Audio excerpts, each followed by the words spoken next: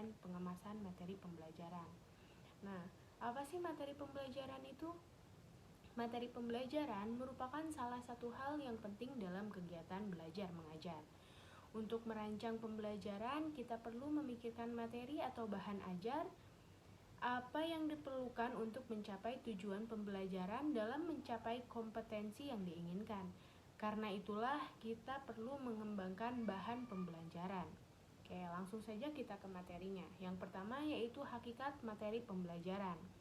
Nah, bahan atau materi pembelajaran atau learning materials adalah segala sesuatu yang menjadi isi kurikulum yang harus dikuasai oleh para peserta didik sesuai dengan kompetensi dasar dalam rangka mencapai standar kompetensi setiap mata pelajaran dalam satuan pendidikan tertentu.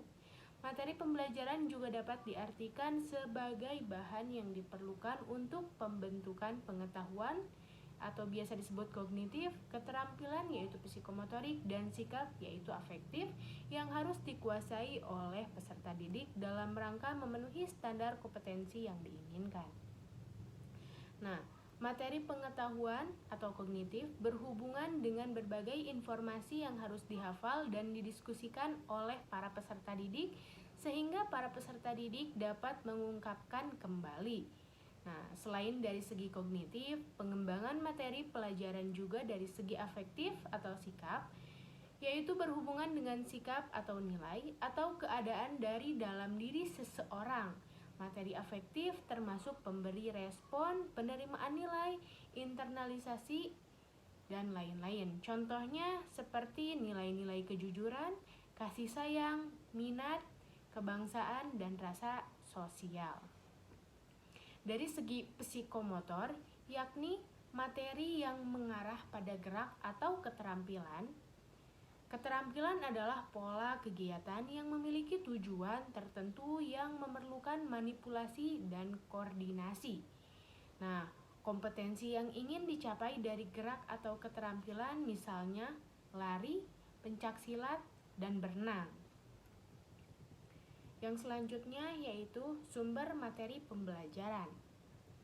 Nah, sumber belajar ini merupakan sebuah informasi atau materi pembelajaran yang disajikan dan disampaikan dalam berbagai bentuk media yang dapat membantu siswa belajar sebagai perwujudan kurikulum. Sumber belajar dapat berupa cetakan, video, perangkat lunak atau kombinasi dari berbagai format yang dapat digunakan guru ataupun siswa. Nah, sumber belajar juga diartikan sebagai tempat maupun lingkungan sekitar. Benda dan orang yang mengandung informasi dapat digunakan sebagai wahana bagi peserta didik untuk melakukan proses perubahan tingkah laku. Sumber belajar ini dikategorikan menjadi beberapa kategori. Yang pertama yaitu tempat atau lingkungan alam sekitar, yaitu di mana saja yang memungkinkan seseorang dapat belajar. Misalnya, museum, sungai, pasar. Dan yang kedua yaitu benda. Nah, segala benda yang memungkinkan orang belajar atau terjadinya perubahan tingkah laku bagi siswa, misalnya situs candi dan menhir. Yang ketiga yaitu orang. Siapa saja yang memiliki keahlian tertentu di mana siswa dapat belajar, misalnya seperti guru, polisi, dan para ahli. Yang selanjutnya buku. Nah, segala buku yang dapat dibaca secara mandiri oleh para siswa, misalnya buku pelajaran, kamus, dan ensiklopedia. Yang selanjutnya yaitu peristiwa. Nah, peristiwa ini peristiwa atau fakta yang terjadi, misalnya peristiwa kerusuhan, demo, dan peristiwa bencana alam. Sumber belajar akan bermakna bagi siswa maupun guru jika diorganisir melalui suatu rancangan yang memungkinkan seseorang dapat memanfaatkan sumber belajar.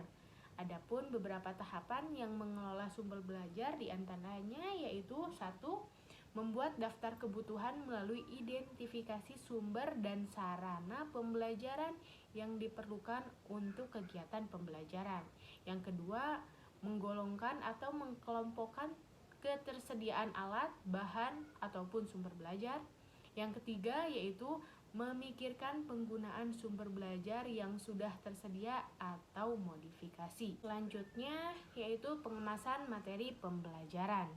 Materi pembelajaran pada hakikatnya adalah pesan-pesan yang ingin kita sampaikan pada anak didik untuk dapat dikuasai.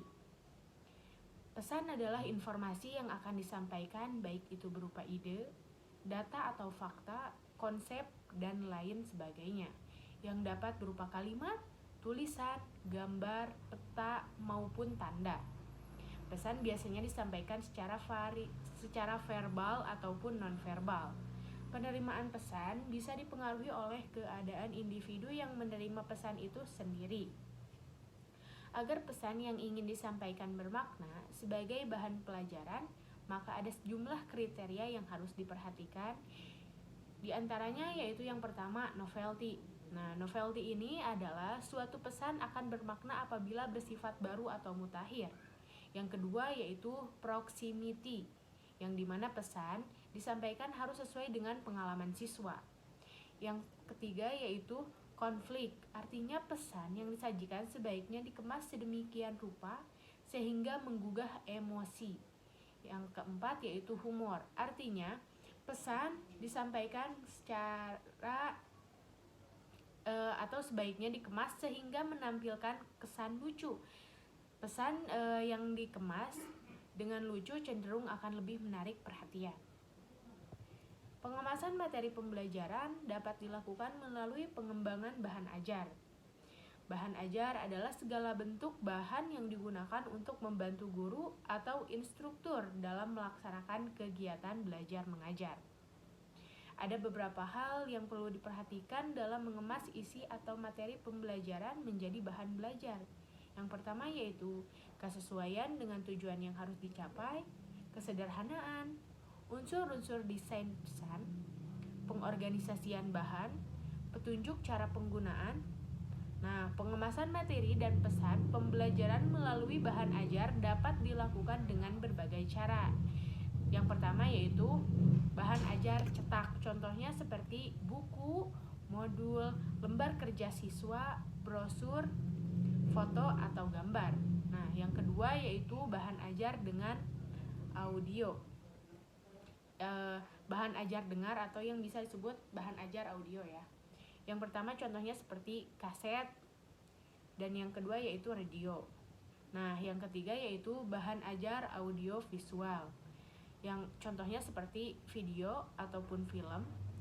Yang kedua yaitu orang atau narasumber. Sekian video yang mungkin bisa saya sampaikan, kurang lebihnya mohon dimaafkan. Sekian, terima kasih. Wassalamualaikum warahmatullahi wabarakatuh.